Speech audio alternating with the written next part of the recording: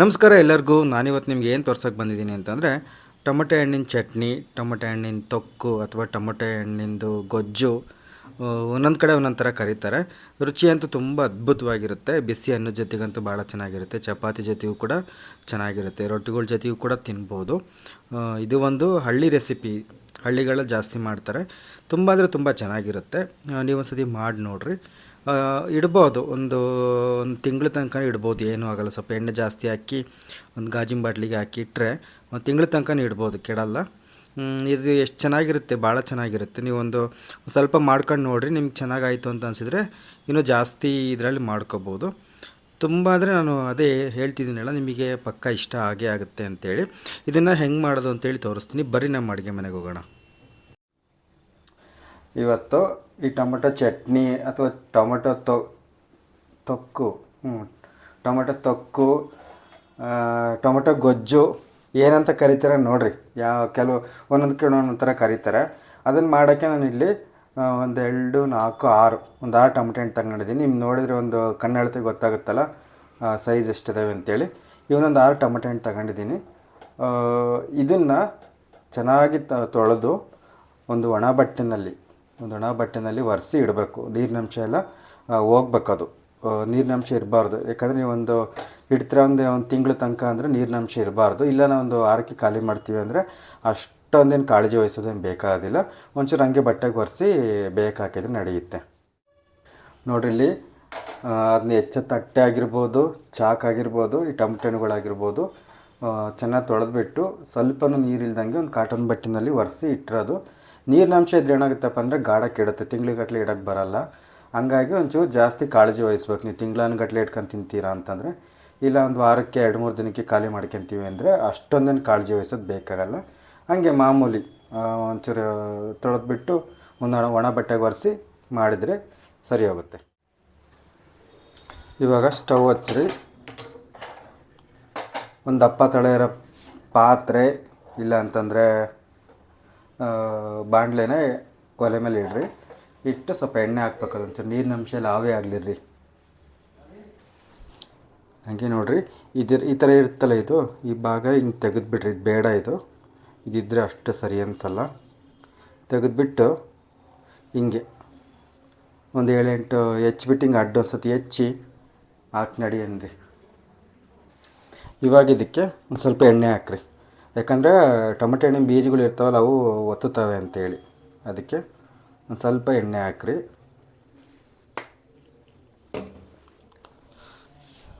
ಬಾಣಲಿ ಕಾದುತ್ತೆ. ಹಂಗಾಗಿ ಇಲ್ಲಿ ಟೊಮೆಟೊ ಹಣ್ಣು ನೋಡ್ರಿ ಹಿಂಗೆ ಹೆಚ್ಚಿದ್ದೀನಿ. ಒಂದು ದೊಡ್ಡಕ್ಕೆ ಹೆಚ್ಕೋಬೋದು, ಒಂಚೂರು ಹಿಂಗೆ ಸಣ್ಣಕ್ಕೆ ಹೆಚ್ಚಿದ್ರೆ ಗಾಢ ಆಗುತ್ತೆ ಅಂತೇಳಿ. ಕುಕ್ಕರ್ನಾಗೂ ಹಾಕ್ಕೋಬೋದು. ನೀವು ಕುಕ್ಕರಿಗೆ ಹಾಕಿದರೆ ಅಷ್ಟು ಟೇಸ್ಟ್ ಬರಲ್ಲ ಅಂತ ನನ್ನ ಒಂದು ಅನಿಸಿಕೆ. ನಿಮಗೆ ಯಾರೋ ಟೈಮ್ ಇಲ್ಲ ಅನ್ನೋದಾದರೆ ಕುಕ್ಕರ್ಗೆ ಹಾಕ್ಕೊಂಡು ಒಂದು 2 ವಿಸಲ್ ಕೂಡ ಹಾಕಿಸ್ಕೋಬೋದು. ಓಕೆ, ಆನ್ ಮಾಡಿದ್ದೀನಿ. ಇವಾಗ ಇದಕ್ಕೆ ಹಾಕ್ರಿ.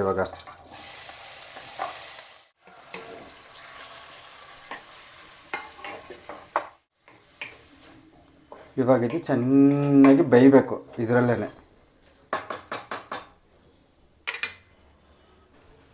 ಇವಾಗ ಇದಕ್ಕೆ ಕಲ್ಲುಪ್ಪು ಹಾಕ್ತಾಯಿದ್ದೀನಿ. ನಾನು ಸ್ವಲ್ಪ ಒಂಚೂರು ಹಾಕಿರಿ. ಆಮೇಲೆ ಹಾಕ್ಕೊಂಡ್ರೆ ಆಗುತ್ತೆ. ಕಡಿಮೆ ಆಯಿತು ಅನ್ಸುತ್ತೆ. ಬೇಯೋದಕ್ಕೆ ಉಪ್ಪು ಹಾಕಿರೆ ಗಾಢನ ಬೇಯುತ್ತೆ, ಚೆನ್ನಾಗಿ ಉಪ್ಪು ಹಿಡಿಯುತ್ತೆ ಅಂತ. ಇಂಥ ಅಡುಗೆಗಳಿಗೆಲ್ಲ ಕಲ್ಲುಪ್ಪೆ ಹಾಕಬೇಕು, ಪುಡಿ ಉಪ್ಪಿಗಿಂತ ಚೆನ್ನಾಗಾಗುತ್ತೆ ಅಂಥೇಳಿ. ಆಮೇಲೆ ಏನೇ ಟೊಮೆಟೊ ಹಣ್ಣಿಗೆ ಹುಳಿ ಅಂಶ ಇರುತ್ತೆ ಅಂದ್ರೂ ಅದಕ್ಕೊಂಚೂರು ಹುಣಸೆ ಹುಳಿ ಬಿದ್ದಿಲ್ಲ ಅಂತಂದರೆ ರುಚಿಸಲ್ಲ ಯಾವುದೇ ಅಡುಗೆಗಳಾಗ್ಬೋದು. ಹಂಗಾಗಿ ನಮ್ಮ ಕಡೆ ಟೊಮೆಟೊ ಹಣ್ಣು, ಹುಣಸೆ ಹಣ್ಣು ಎರಡನ್ನೂ ಸರಿದೂಗಿಸ್ಕೊಂಡು ಹಾಕ್ತೀವಿ. ಇದಕ್ಕೊಂಚೂರು ಒಂದು 2 ತೊಳೆಯಷ್ಟು ಹುಣಸೆ ಹಣ್ಣಿಂದು ಇದನ್ನು ಹಾಕ್ತಾಯಿದ್ದೀನಿ, ಅದ್ರ ಜೊತೆಗೆ ಚೆನ್ನಾಗಿ ಬೇಯಲಿ ಅಂತ. ಇವಾಗ ಇದನ್ನು ಮಿಕ್ಸ್ ಮಾಡಿರಿ. ಮಿಕ್ಸ್ ಮಾಡಿದಾದಮೇಲೆ ಸಣ್ಣವರಿಗೆ ಒಂಚೂರು ಜಾಸ್ತಿ ಉರಿ ಇಟ್ಟು ಚೆನ್ನಾಗಿ ಮಾಗಬೇಕಿದು.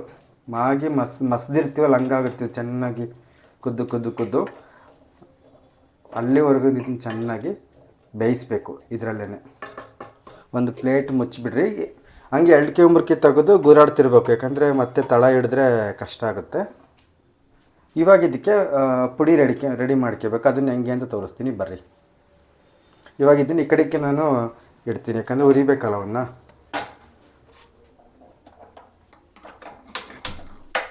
ಒಂದು ಬಾಣಲೆ ಇಟ್ಕೊಳ್ರಿ ಇದಕ್ಕೆ. ಅದ್ರ ಪಾಡಿಗೆ ಅದು ಪಕ್ಕ ಕುತ್ಕೊಂಡಿರಲಿ. ಈ ಒಂದು ಚಮಚ ನಿಮಗೆ ಗೊತ್ತಾಯ್ತಲ್ಲ, ಈ ಒಂದು ಚಮಚದಲ್ಲಿ 1 ಚಮಚ ಮೆಂತ್ಯಕಾಳು ನೋಡಿ. ಇಷ್ಟು ನಿಮಗೆ ಅಳತೆ ಗೊತ್ತಾಗಲಿ ಅಂತ ತೋರಿಸ್ತಿರೋದು. ಇಷ್ಟೇ ಸಾಕು, ಇದಕ್ಕಿಂತ ಜಾಸ್ತಿ ತಗೋಬೇಡ್ರಿ, ಯಾಕಂದರೆ ಮತ್ತೆ ವಿಷ್ಕರಿ ಇತ್ತಂತಾರೆ ಕಹಿ ಕಹಿ ಕಹಿ ಅಂತ. ಇದು ಮೆಂತ್ಯ ಸ್ವಲ್ಪ ಉರಿಯೋದು ನಿಧಾನ ಅಂದರೆ ತೀರಾ ನಿಧಾನ ಅಲ್ಲ. ಒಂಚೂರು ಇದಕ್ಕೆ ಸಾಸಿವೆ ಕಾಳಿಗೆ ಹೋಲಿಸ್ಕೊಂಡ್ರೆ ಒಂಚೂರು ನಿಧಾನ. ಸಾಸಿವೆ ಒಂದು ಅಗೈಗಾನಷ್ಟೊತ್ತಿಗೆ ಹುರಿದು ಬಿಡ್ತಾವೆ. ಇದನ್ನು ಚೆನ್ನಾಗಿ ಘಮ ಬಿಡೋವರೆಗೂ ಮತ್ತೆ ನಿಮ್ಗೆ ಹಗಲೆಲ್ಲ ಹೇಳಲ್ಲ, ಈಗಾಗಲೇ ಭಾಳ ವಿಡಿಯೋದಲ್ಲಿ ಹೇಳಿದ್ದೀನಿ. ಒಂಚೂರು ಬಣ್ಣ ಬದಲಾಗೋ ತನಕ ಅದು ಮೆಂತ್ಯ ಘಮ ಬಿಟ್ಕೊಳ್ಳೋವರೆಗೂ ಸಣ್ಣೂರಿನಲ್ಲೇ ಚೆನ್ನಾಗಿ ಹುರಿಬೇಕು. ಸಾಕಿಷ್ಟು ಹುರಿದ್ರೆ ಒಂಚೂರು ಸ್ಟವ್ ಆಫ್ ಮಾಡಿಬಿಡ್ತೀನಿ. ಈಗ ಇದನ್ನು ಒಂದು ತಟ್ಟಿಗೆ ಹಾಕಿರೋಣ, ಸ್ವಲ್ಪ ತಣ್ಣಗಾಗಬೇಕು. ಮತ್ತೀಗ ಇದೇ ಬಾಣಲಿಗೆ ಸಾಸಿವೆ ಕಾಳು ಹಾಕೊಂಡು ಹುರಿಬೇಕು. ಇವಾಗ ಸಾಸಿವೆ ಕಾಳು ಎಷ್ಟು ತಗೋತೀನಿ ನೋಡಿರಿ. ಅದೇ ಚಮಚದಾಗ 1/4 ಚಮಚ ಸಾಸಿವೆ ಕಾಳು ತೊಗೋತೀನಿ. 1/4 ಚಮಚ ಸಾಕಿಷ್ಟು. ಸಾಸಿವೆ ಕಾಳು ಭಾಳ ಹೊತ್ತು ಹಿಡಿಯಲ್ಲ, ಸಣ್ಣ ಊರಿನಲ್ಲೇ ಇಟ್ಟು ಹಂಗೆ ಗಾಢ ಹುರಿದು ಬಿಡ್ತಾವೆ. ಇವು ಸಿಡಿತಾವೆ ಒಂದೊಂದು. ಇದು ಅಷ್ಟೇ ಘಮ ಬಿಟ್ಕೊಳ್ಳುತ್ತೆ. ಅಲ್ಲಿವರೆಗೂ ಹುರಿದ್ರೆ ಸಾಕು. ನೋಡಿರಿ, ಕೇಳಿಸ್ತೈತಾ ಚಿಟಪಟ ಅನ್ನೋದು? ಹಾಂ, ಇಷ್ಟು ಹುರಿದ್ರೆ ಸಾಕು. Stove off ಮಾಡಿಬಿಡ್ರಿ. ಆಫ್ ಮಾಡಿ 1-2 ಸತಿ ಹಿಂಗೆ ಅಂಡ್ರಿ, ಯಾಕಂದರೆ ಬಿಸಿ ಇರುತ್ತಲ್ಲ, ಇನ್ನೂ ಸೀದ್ಬಿಡ್ತಾವೆ ಸಾಸಿವೆ. ಇನ್ನೂ ಒಂದು ತಟ್ಟಿಗೆ ಹಾಕ್ತೀನಿ. ಅದು ತಟ್ಟಿಗೆ ಹಾಕ್ಬೋದಿತ್ತು, ಮತ್ತು 2 ಜೊತೆ ಆದರೆ ಪುಡಿ ಮಾಡೋಕ್ಕೆ ಸರಿಯಾಗಲ್ಲ ಅಂತ. ಮೆಂತ್ಯ ಗಟ್ಟಿ ಇರ್ತಾವಲ್ಲ, ಅದಕ್ಕೆ. ಈ ಸ್ವಲ್ಪ ತಣ್ಣಗಾಗಬೇಕು. ತಣ್ಣಗಾದ್ಮೇಲೆ ಪುಡಿ ಮಾಡ್ಕೋಬೇಕು ಮಿಕ್ಸಿ ಜಾರ್ನಾಗೆ. ಇವಾಗ ನಿಮ್ಗೆ ತೋರ್ಸೋಕ್ಕೆ ಅಂತ ಈ ಕಡೆಗೆ ಶಿಫ್ಟ್ ಮಾಡಿಬಿಡ್ತೀನಿ. ಇದನ್ನು ಹಂಗೆ 2ಕ್ಕೆ 3ಕ್ಕೆ ನೋಡಿರಿ ಈ ಥರ ಗೂರಾಡಬೇಕು. ಇದಕ್ಕೆ ಮತ್ತೆ ನಾನು ಕುದಿಯೋಕ್ಕೆ ಅಂತ ನೀರು ಏನೂ ಹಾಕಿಲ್ಲ, ಇದರಲ್ಲಿರೋ ನೀರೇ ಬಿಟ್ಕೊಂಡಿರೋದು. ಹಿಂಗೆ ಇದರಲ್ಲೇ ಚೆನ್ನಾಗಿ ಮಸ್ದಂಗಾಗಿರ್ಬೇಕು. ಅಲ್ಲಿವರೆಗೂ ಚೆನ್ನಾಗಿ ಇದನ್ನು ಬೇಯಿಸ್ಬೇಕು. ಹಿಂಗೆ ಸಣ್ಣವ್ರಿಗೆ ಸ್ವಲ್ಪ ಜಾಸ್ತಿ ಉರಿ ಇಟ್ಟು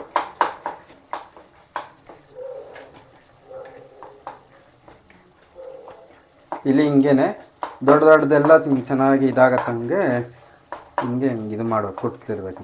ಹಿಂಗೆ ಮಸಿತಾರೆ ಹಿಂಗೆ. ನೋಡಿರಿ, ಈಗ ಫಸ್ಟಿಗೆ ನೀವು ಮೆಂತ್ಯಕಾಳನ್ನ ಪುಡಿ ಮಾಡ್ಕೊಬರ್ತೀನಿ. ಆಮೇಲಿಂದ ಇದಕ್ಕೇ ಸಾಸಿವೆ ಕಾಳು ಹಾಕೋತೀನಿ. ನೀವು 2 ಬೇರೆ ಬೇರೆ ಮಾಡ್ಕೊಂಡು ಹಾಕ್ಬೋದು, ಇಲ್ಲಾಂದರೆ ಎರಡನ್ನೂ ಒಟ್ಟಿಗೆ ಮಾಡ್ಕೋಬೋದು. ಫಸ್ಟ್ ಮೆಂತ್ಯಕಾಳನ್ನ ಪುಡಿ ಮಾಡ್ಕೋಬೇಕಾದ್ರೆ ಗಟ್ಟಿ ಇರೋದ್ರಿಂದ ಗಾಢ ಪುಡಿ ನೋಡಿರಿ. ಫಸ್ಟ್ ಮೆಂತ್ಯ ಪುಡಿ ಮಾಡಿದ್ದೀನಿ. ಇವಾಗ ಇದಕ್ಕೆ ಸಾಸಿವೆ ಹಾಕೊಂಡು ಪುಡಿ ಮಾಡ್ತೀನಿ. ನಾನು ನಿಮಗೆ ಅಳತೆ ತೋರಿಸಿರೋದು, ಈ ಅಳತೆ ಎಷ್ಟೊಂದು 6 ಟೊಮೆಟೊ ಹಣ್ಣು ತಗೊಂಡಿದ್ದೀನಲ್ಲ ಅದಕ್ಕೆ ಕರೆಕ್ಟ್ ಆಗುತ್ತೆ. ಹಂಗಾಗಿ ನಿಮಗೆ ಅಷ್ಟು ತೋರಿಸಿರೋದು. ಒಂದು ಚಮಚ ಮೆಂತ್ಯಕಾಳು, 1/4 ಚಮಚ ಸಾಸಿವೆ. ಇದಕ್ಕೆ ಸಾಸಿವೆ ಹಾಕೊಂಡು ಪುಡಿ ಮಾಡ್ಕೊತೀನಿ. ನೋಡಿರಿ, ಇಂಥ ಕೆಲವೊಬ್ಬರಿಗೆ ಯೂಟ್ಯೂಬ್ ಅಡುಗೆ ಮೇಲೆ ವಿಶ್ವಾಸ ಇರಲ್ಲ, ಸರಿ ಬರಲ್ಲ ಅಂತೇಳಿ. ನೀವೆಲ್ಲದನ್ನು ಏನು ಹೇಳಿರ್ತೀವೋ ಅದನ್ನು ಕರೆಕ್ಟಾಗಿ ನೀವು ಫಾಲೋ ಮಾಡಿದ್ರಿ ಅಂದರೆ ಅಡುಗೆ ಕೆಟ್ಟೋಗಲ್ಲ. ಇಲ್ಲಿ ನೋಡಿರಿ, ಇಲ್ಲೆಲ್ಲೂ ಕೂಡ ನೀರಿನಂಶ ಇರಬಾರ್ದು. ಜಾರ್ಗಳು ತೊಳೆದ್ಮೇಲೆ ಹಿಂಗೆ ದಬಾಕಿರ್ಬೇಕು. ಅವಾಗ ನೀರಿನಿಂದೆಲ್ಲ ಕೆಳಗೆ ಇಳ್ಕೊಂಡು ಅವು ಡ್ರೈ ಆಗಿರ್ತಾವಲ್ಲ, ಅವಾಗ ಏನಾಗಲ್ಲ. ನಾವು ಸುಮ್ಮನೆ ಹಿಂಗೆ ಮೇಲೆಲ್ಲ ಒರೆಸ್ಬಿಟ್ಟು ಇದ್ರ ಕೆಳಗಡೆ ಎಲ್ಲ ನೀರಿನಂಶ ಇರುತ್ತೆ. ಆ ಥರ ಇದ್ರೂ ಅಡುಗೆಗಳು ಭಾಳ ದಿನ ಇಡಕ್ಕೆ ಬರಲ್ಲ, ಕೆಟ್ಟೋಗ್ತವೆ. ಹೊಸೊಬ್ಬರಿಗೆ ಅನುಕೂಲ ಆಗಲಿ ಅಂತ ಹೇಳ್ತಿರೋದು. ಇವಾಗ ಇದನ್ನು ಪುಡಿ ಮಾಡ್ಕೊಬರ್ತೀನಿ. ನೋಡಿರಿ, ಇಷ್ಟ ಆದ್ರೆ ಸಾಕಿದೆ. ನುಣ್ಣಗಾದ್ರೆ ನುಣ್ಣಗೆ ಏನು ಬೇಡ, ಒಂಚೂರು ತರಿಯಾಗಿದ್ರೂ ನಡೆಯುತ್ತೆ. ಅದು ತರಿಯಾಗಿದ್ರೇ ರುಚಿ ಜಾಸ್ತಿ. ನಾನು ಯಾಕೆ ಹೇಳಿದ್ನಪ್ಪ ಅದು ನೀರಿನಂಶ ಅಂತಂದರೆ, ಮತ್ತೆ ನೀವು ಮಾಡಿರ್ತೀರಾ, ಯಪ್ಪ 1 ತಿಂಗಳಿರುತ್ತೆ ಅಂತ ಹೇಳಿದ್ದ 3 ದಿನಕ್ಕೆ ಬೂಸ್ ಹಿಡಿದೋತು ಅಂತ ಮತ್ತೆ ಬೈಕೋಬಾರ್ದಲ್ಲ, ಅದಕ್ಕೆ ಹೇಳಿದ್ದು ನೀರಿನಂಶ ಎಲ್ಲಿ ಇರಬಾರ್ದು ಅಂತ. 1 ವಾರ ಇಟ್ಕೊಂಡು ತಿಂತೀರಂದರೆ ಏನು ತೀರಾ ಇಷ್ಟೊಂದು ನೀವೇನು ಕಾಳಜಿ ವಹಿಸೋದು ಬೇಡ. ತಿಂಗಳಾನ್ಗಟ್ಲೆ ಇಡ್ತೀರಂದರೆ ವಹಿಸಲೇಬೇಕು. ನೋಡಿ, ಹಿಂಗೆ ಒಂದು ಸ್ವಲ್ಪ ತಳ ಹಿಡಿಯುತ್ತೆ. ಬೀಜ ಇರ್ತಾವಲ್ಲ ಟೊಮೆಟೊ ಹಣ್ಣು, ಹಂಗಾಗಿ ಹಿಂಗೆ 2ಕ್ಕೆ 3ಕ್ಕೆ ಗೂರಾಡ್ತಿರ್ಬೇಕು. ಒಂಚೂರು ಮುಚ್ಚಳಿಕೆ ತೆಗೆದು ಹಿಂಗೆ ಒಂಚೂರು ಮಸೀರಿ. ಹಿಂಗೆ ಇಲ್ಲೇ ಹಿಂಗೆ ಮಸ್ಕೊಂತಿದ್ರೆ ಆಮೇಲೆ ಹಿಂಗೆ ಮಸೀರು ತಪ್ಪುತ್ತೆ. ಹಿಂಗೆ ಇವಾಗ ಇದಕ್ಕೊಂಚೂರೇ ಚೂರು ಅರಶಿನ ಪುಡಿ ಹಾಕ್ತೀನಿ. ಆಮೇಲೆ ಒಗ್ಗರಣೆಗೆ ಒಂಚೂರು ಹಾಕೋಣಂತೆ. ಇವಾಗ ಹಂಗೆ ಬೆಳ್ಳುಳ್ಳಿನೂ ಸುಲ್ಕೊಬಿಡ್ತೀನಿ. ಒಂಚೂರು ಅರಶಿನ ಹಾಕ್ರಿ.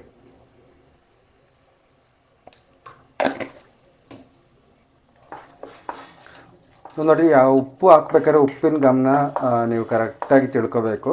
ನೀವು ನೀರಿನಂಶ ಈಗ ಯಾವುದಕ್ಕಾರ ಉಪ್ಪು ಹಾಕಿರ್ತೀರ ಅಂತ ಇಟ್ಕೊಳ್ರಿ, ಅದು ಕುದ್ದು ಕುದ್ದು ಕುದ್ದು ನೀರಿನಂಶ ಆವಿ ಆದಮೇಲೆ ಉಪ್ಪು ಜಾಸ್ತಿ ಆಗುತ್ತೆ. ಹಂಗಾಗಿ ನೀವು ಅದು ಮುಂದೆ ಕುದ್ದ ಮೇಲೆ ಎಷ್ಟಾಗುತ್ತೆ ಉಪ್ಪಿನ ಪ್ರಮಾಣ ಅದ್ರಾಗೆ ಅದನ್ನು ತಲೆಗಿಟ್ಕೊಂಡು ನೀವು ಉಪ್ಪು ಹಾಕ್ಬೇಕು. ಇಲ್ಲಿ ನೀವು ಇವಾಗ ಹಾಕಿದ ತಕ್ಷಣ ಉಪ್ಪು ಕಡಿಮೆ ಅನಿಸುತ್ತೆ, ಅದು ಕುದ್ದು ಕುದ್ದು ನೀರೆಲ್ಲ ಆವಿ ಆದಮೇಲೆ ಉಪ್ಪು ಜಾಸ್ತಿ ಅಂತ ಅನಿಸುತ್ತೆ. ಹಂಗಾಗಿ ಅಡುಗೆಗಳಿಗೆ ಉಪ್ಪು ಹಾಕ್ಬೇಕಾದ್ರೆ ಅದೊಂದು ತಲೆಯಲ್ಲಿರಬೇಕು. ಹೊಸ್ದಾಗಿ ಕಲಿಯೋರಿಗೆ ಹೇಳ್ತಿರೋದು, ದೊಡ್ಡದಾಗಿ ಬಂದ್ಬಿಟ್ಟು ನಾಣ್ಯಗಾರ ನಮಗೆಲ್ಲ ಹೇಳ್ಕೊಡೋಕ್ಕೆ ಅಂತ ಬೈಕಿಬೇಡ್ರಿ ಯಾರು. ಬೆಳ್ಳುಳ್ಳಿ ಪ್ರಮಾಣ ನೋಡ್ಕೊಳ್ರಿ. ಒಂದಿಷ್ಟು ಬೆಳ್ಳುಳ್ಳಿ ಜಾಸ್ತಿ ಇದ್ದಷ್ಟು ರುಚಿ ಜಾಸ್ತಿ. ಇದು ನೋಡಿರಿ ಒಂದು ಸರಿಯಷ್ಟಿದೆ ಬೆಳ್ಳುಳ್ಳಿ. ಇಷ್ಟನ್ನು ಇವಾಗ ಹಿಂಗೆ ಜಜ್ಜಿ ಹಾಕ್ಬೇಕು. ಇವನ್ನ ಒಗ್ಗರಣೆ ಜೊತೆಗೆ ಒಂದಿಷ್ಟು ಬೆಳ್ಳುಳ್ಳಿ ತೊಗೊಂಡಿದ್ದೀನಿ, ಇದನ್ನು ಜಜ್ತೀನಿ. ಇವಾಗ ನಾನು ತೋರಿಸಿರೋ 6 ಟೊಮೆಟೊ ಎಣ್ಣೆಗೆ ಇಷ್ಟು ಬೆಳ್ಳುಳ್ಳಿ. ಇದಕ್ಕಿಂತ ಜಾಸ್ತಿ ಇದ್ರೂ ನಡೆಯುತ್ತೆ, ಇದಕ್ಕಿಂತ ಕಡಿಮೆ ಇರಬಾರ್ದು, ಯಾಕಂದರೆ ಬೆಳ್ಳುಳ್ಳಿನೇ ರುಚಿ ಕೊಡೋದು ಇದಕ್ಕೆ. ನೋಡಿರಿ ಹಿಂಗೆ ಬರ್ಗ ಜಜ್ಜಿರಿ ಹಿಂಗೆ. ಇವಾಗ ನೋಡೋದು ಹೆಂಗಾಗಿತ್ತು ಅಂತ.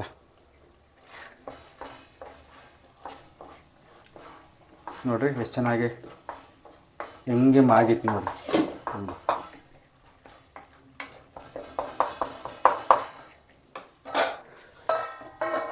ತಟ್ಟೆನೇ ಕುಣಿಯುತ್ತೆ ಇದ್ರ ಜೊತೆಗೆ. ನೋಡಿರಿ ಮತ್ತೇನು ಮಸಿ ಅದೇ ಬೇಡ, ಅಷ್ಟು ಚೆನ್ನಾಗಿ ಬೆಂದೈತೆ. ಇಷ್ಟು ಬೆಂದ ಮೇಲೆ ಉರಿನ ಸಣ್ಣಕ್ಕೆ ಇಡ್ಚೂರು ಸಣ್ಣಕ್ಕೆ ಮಾಡಿ, ದೊಡ್ಡದಾದ್ರೆ ಗಂಟಿದ್ರೆ ಹಿಂಗೆ ಇದನ್ನು ಮಾಡಿರಿ ಆಯಿತಾ. ಈ ರುಚಿಗಂತೂ ನೀವು ಒಂದು ಸತಿ ಮಾಡ್ಕೊಂಡು ತಿನ್ನಿರಿ, ಪಕ್ಕ ಇದಕ್ಕೆ ಅಡಿಕ್ಟ್ ಆಗ್ತೀರ, ಅಷ್ಟು ಚೆನ್ನಾಗಿರುತ್ತೆ ಇದು. ಅನ್ನದ ಜೊತೆಗಂತೂ ಬಿಸಿ ಅನ್ನದ ಜೊತೆಗೆ ಹಂಗಿರಲ್ಲ, ಭಾರಿ ಚೆನ್ನಾಗಿರುತ್ತೆ.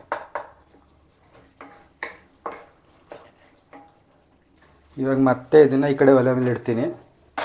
ಒಗ್ಗರಣೆಗೆ ಅದೇ ಬಾಣಲಿ ಹುರ್ಕೊಂಡಿದ್ನಲ್ಲ ಅದನ್ನೇ ಇಡ್ತೀನಿ, ಒಗ್ಗರಣೆ ತೋರಿಸ್ಬಿಡ್ತೀನಿ. ಇದ್ರ ಪಾಡಿಗೆ ಇನ್ನೂ ಚಿರಂಗೆ ಮಾಕ್ಯಂತಿರುತ್ತೆ.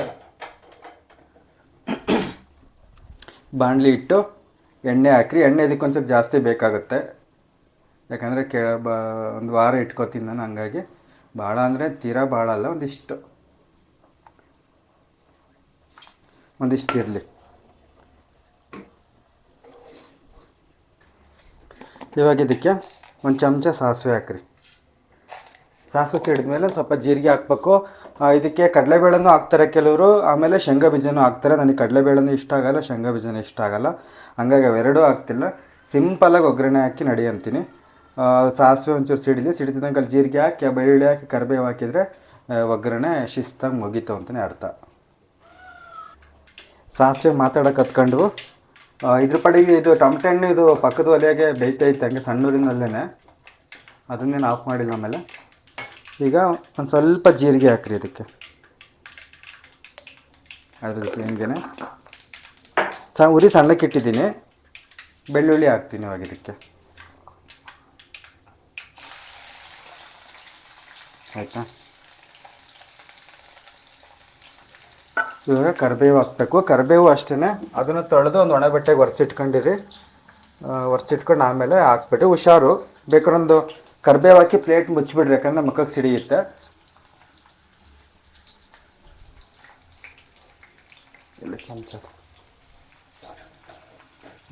ಇಲ್ಲ ಎಣ್ಣೆನ ಅಷ್ಟೊಂದು ಕಾದಿಲ್ಲ, ಹಾಗಾಗಿ ಈ ಕರಿಬೇವಿನಲ್ಲಿರೋ ಎಣ್ಣೆ ನೀರಿನ ಅಂಶನೂ ಇದಾಗೋ ತನಕ ಎಣ್ಣೆಲಿ ಕರೀರಿದ್ದೀನಿ ಇಷ್ಟನ್ನು. ನಿಮಗೆ ಬೆಳ್ಳುಳ್ಳಿ ಹಾಕೋಕ್ಕೆ ಇಷ್ಟ ಇಲ್ಲ ಅಂದರೆ, ಕೆಲವರು ಬೆಳ್ಳುಳ್ಳಿ ತಿನ್ನಲ್ಲ ಅಂಥವ್ರು ಈ ಬೆಳ್ಳುಳ್ಳಿ ಬದಲಿಗೆ ಬರೀ ಹಿಂಗೆ ಹಾಕೋಬೋದು. ಈ ನಮ್ಮ ಕಡೆ ಬೆಳ್ಳುಳ್ಳಿ ಇಲ್ದಂಗೆ ಯಾವ ಅಡುಗೆ ಮಾಡ್ತೀವಿ? ಬೆಳ್ಳುಳ್ಳಿ ಇಲ್ಲ ಅಂದರೆ ಬಾಳೆ ಇಲ್ಲ ಅನ್ನಂಗೆ ಆಗುತ್ತೆ. ಹಂಗೆ ನಮ್ಮದು ಥರ. ಅಂದರೆ ಎಲ್ಲ ಅಡುಗೆಗೂ ಬೆಳ್ಳುಳ್ಳಿ ಬಳಸ್ತೀವಿ ನಾವು ನಮ್ಮ ಕಡೆ ಎಲ್ಲ. ಒಂದೊಂದು ಕಡೆ ಬಳಸಲ್ಲ, ಕೆಲವ್ರು ತಿನ್ನಲ್ಲ, ಹಂಗಾಗಿ ಹೇಳಿದ್ದು. ಇವಾಗ ನಾನು ಏನು ಮಾಡ್ತೀನಿ ಅಂದರೆ ಸ್ಟವ್ ಆಫ್ ಮಾಡ್ತಾಯಿದ್ದೀನಿ. ನೋಡಿರಿ ಸ್ಟವ್ ಆಫ್ ಮಾಡಿದೆ.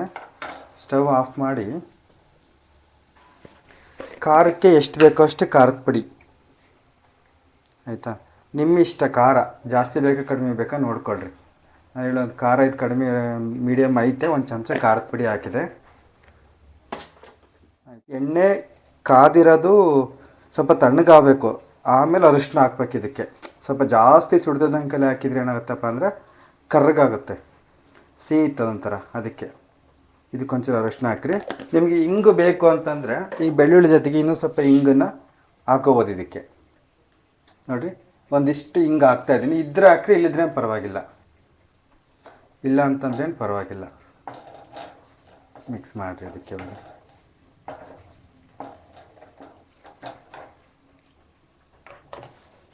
ಆಮೇಲೆ ಇಲ್ಲೇನು ರುಬ್ಬಿಟ್ಕೊಂಡಿದ್ವಿ ಸಾಸಿವೆ ಮತ್ತು ಮೆಂತ್ಯ ಪುಡಿ, ಇದನ್ನು ಇದಕ್ಕೆ ಹಾಕ್ರಿ. ಸರಿ ಹೋಗುತ್ತೆ. ಇದು ನಾನು ತೋರಿಸಿರೋ ಅಳತೆ ಕರೆಕ್ಟಾಗುತ್ತೆ. ಸ್ಟವ್ ಆಫ್ ಮಾಡಿದ್ದೀನಿ. ಅದೇ ಬಿಸಿಗೆ ಒಂಚೂರು ಅದಂಗೆ ಇದಾಗುತ್ತೆ. ಇವಾಗ ಒಗ್ಗರಣೆನ ತೆಗೆದು ಅದಕ್ಕಾದರೂ ಸುರಿರಿ, ಇಲ್ಲ ಇದಕ್ಕಾದ್ರೂ ಹಾಕ್ರಿ. ನಾನೇನು ಮಾಡ್ತೀನಿ, ಇದಕ್ಕೆ ಹಾಕ್ಬರ್ತೀನಿ. ಇವಾಗ ಇದಕ್ಕೆ ನಾವಿಲ್ಲೇನು ಒಗ್ಗರಣೆ ಹಾಕಿದ್ದೀವಿ ಇದಕ್ಕೆ ಸುರಿರಿ. ಮತ್ತು ಇದನ್ನೇ ತೊಳೆದು ನೀರು ಒಯ್ಯೋದು ಬೇಡ, ಯಾಕಂದರೆ ಮತ್ತೆ ಭಾಳ ದಿನ ಇಡೋದಾದರೆ ಕೆಡುತ್ತೆ ಅಂತ. ಇವಾಗ ಉಪ್ಪು ನೋಡಿಬಿಟ್ಟು ಸ್ಟವ್ ಹಚ್ಚಿರಿ. ಇವಾಗ ಇದ್ರ ಜೊತೆ ಸ್ವಲ್ಪ ಇದು ಆಗಬೇಕು. ಸಣ್ಣೂರಿನಲ್ಲೇ ಚೆನ್ನಾಗಿ ಮಿಕ್ಸ್ ಮಾಡಿರಿ ಇದನ್ನು.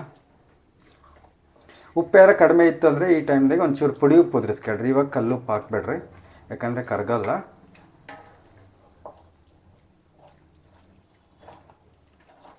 ಚೆನ್ನಾಗಿ ಮಿಕ್ಸ್ ಮಾಡಿರಿ ಇದನ್ನು.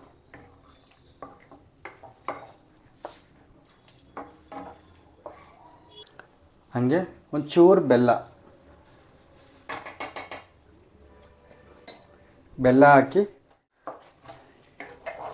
ಒಂಚೂರು ಹಿಂಗೆ ಇದು ಎಣ್ಣೆ ಬಿಟ್ಕೊಳ್ಳುತ್ತಿಲ್ಲ ಸುತ್ತ. ಹಿಂಗೆ ಎಣ್ಣೆ ಬಿಡೋವರೆಗೂ ಹಂಗೆ ಮಾಗಿಸ್ರಿ, ಆಮೇಲೆ ಇಳಿಸ್ರಿ. ಅಷ್ಟು ಇಳಿಸಿದ್ರೆ ಸರಿಯಾಗುತ್ತೆ.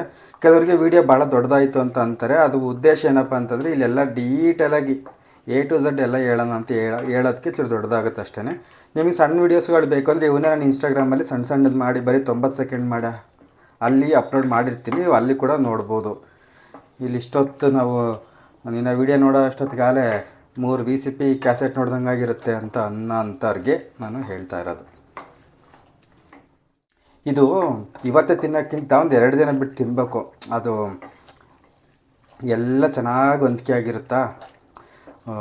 ಸಾಸಿವೆ ಪುಡಿ, ಮೆಂತ್ಯ ಪುಡಿ, ಈ ಖಾರ ಎಲ್ಲದು ಭಾರಿ ಚೆನ್ನಾಗಿರುತ್ತೆ. ಸರಿ ಆಯಿತು, ಇಷ್ಟೇ ನೋಡಿರಿ. ನಿಮಗೆ ಇಷ್ಟ ಆಗಿತ್ತು ಅಂತಂದರೆ ಟ್ರೈ ಮಾಡಿ ನನಗೆ ಹೇಳ್ರಿ. ಅಷ್ಟು ಇನ್ನೇನು ಬಿಟ್ಟಿಲ್ಲ ಅನಿಸುತ್ತೆ. ಎಲ್ಲ ಒತ್ತಟ್ಟಿಂದ ಅಚ್ಚುಕಟ್ಟಾಗಿ ಹೇಳಿದ್ದೀನಿ.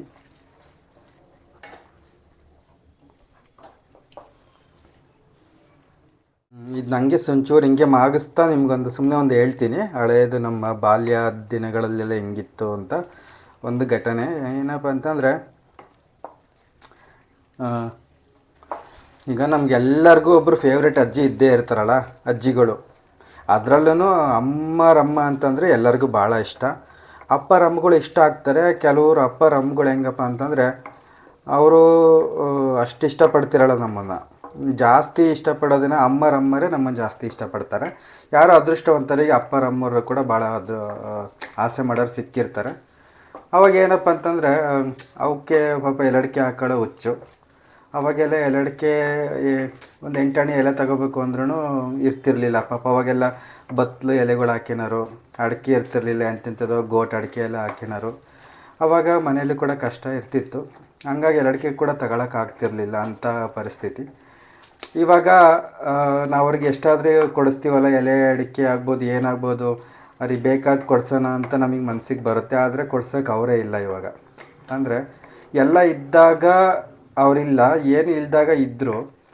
ಅದೊಂಥರ ಮನಸ್ಸಿಗೆ ಅನಿಸುತ್ತಲ್ವ. ನಿಮಗೂ ಏನಾದರೂ ಆ ಥರ ಅನಿಸುತ್ತಾ? ನಮ್ಮ ಅಜ್ಜಿ ಇದ್ದಿದ್ರೆ ಇಷ್ಟೊತ್ತಿಗೆ ಅದಕ್ಕೆ ಹಾಕೋಣಕ್ಕೆ ಎಷ್ಟು ಅಡಿಕೆ ಕೊಡಿಸ್ತಿದ್ನು ಅಂತಾನು, ಎಷ್ಟು ಅಡಿಕೆ ತಂದು ಕೊಡ್ತಿದ್ನೋ, ಕಟ್ಟಿಗಟ್ಟಲೆ ಎಲ್ಲ ತಂದು ಕೊಡ್ತಿದ್ದೆ ಅಂತ ಅನಿಸುತ್ತಲ್ಲ ಪಾಪ. ಇವಾಗ ನೆನೆಸ್ಕೊಂಡ್ರೆ ಬೇಜಾರಾಗುತ್ತೆ. ಆವಾಗ ಅವು ಪಾಪ ಏನು ಇಲ್ಲದೆ ಇರುವಾಗಿದ್ದು, ಈಗೆಲ್ಲ ಇದ್ದಾಗ ತಿನ್ನೋ ಟೈಮ್ನಾಗೆ ಉಣ್ಣೋ ಟೈಮ್ನಾಗೆ ಅವಿಲ್ಲ ಅಂತೇಳಿ ಅಂತ ಅಲ್ವಾ. ನಿಮ್ಗೆ ಏನಾರು ಆ ಥರ ಮೆಮೊರಿ ಇದ್ದರೆ ಕಮೆಂಟ್ ಮಾಡಿ. ಮುಂದಿನ ವಿಡಿಯೋದಲ್ಲಿ ಸಿಗ್ತೀನಿ. ಟಾಟಾ, ಬಾಯ್ ಬಾಯ್.